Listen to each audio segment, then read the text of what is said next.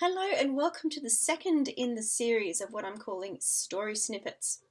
And this is part two of my What Do You Want to Do When You Grow Up story. Now, in the first part, I talked about how concerned I was about the difficulty that teenagers have making this decision, and I talked about the first story or the first thing that I crossed off my list of what I wanted to do when I grew up.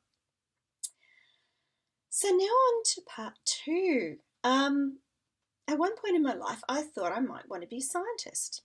And that's because I loved chemistry. Loved chemistry. It was so interesting. You could mix things together and they'd make a nasty smell, or it'd go hot, or it would go cold, or it would fizz, and it was just great. And that still kind of fascinates me.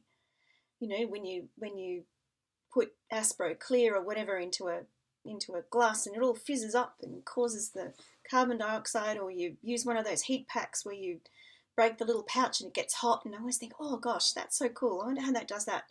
So one day in chemistry class, we were actually talking about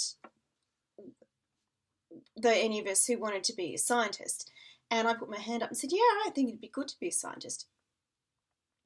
Anyway, when the class started working, my science teacher, dear science teacher, Mrs. Sutton, she was another one who was extremely kind to me and never wanted to crush my spirit.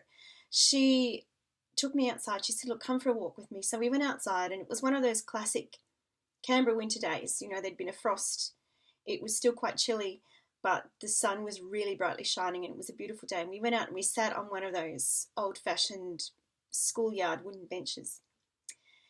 And she said, oh, you know, Amanda, she said, I'm so proud of you. I'm so proud of everything that you've achieved over the last, 3 years in science. You know, you've tried stuff that, we didn't think you could do, and you've done all sorts of stuff, and, I'm so proud of you.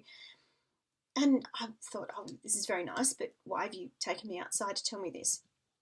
And then she took my hand and she said, look, but, I really don't think you can be a scientist, and please don't be upset, but I really don't think you can be a scientist. And I said, why is that? And she said, well, the experiments they do are much more complicated than the ones that we're doing in class, and you won't have your itinerant teacher there to help you measure things, and the chemicals they use are so much stronger, and I really don't think at this point in time that you could be a scientist when you grow up.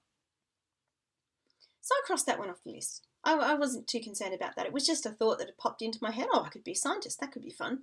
But poor dear Mrs. Sutton, I think she thought I was going to be heartbroken. But, that's okay. And nowadays, if I wanted to go back and retrain, I could be a scientist, because now there's blind scientists out there. They've got all these measuring, talking, braille, computerized measuring things, and it's all really very cool. So I could do that if I wanted to, but I don't.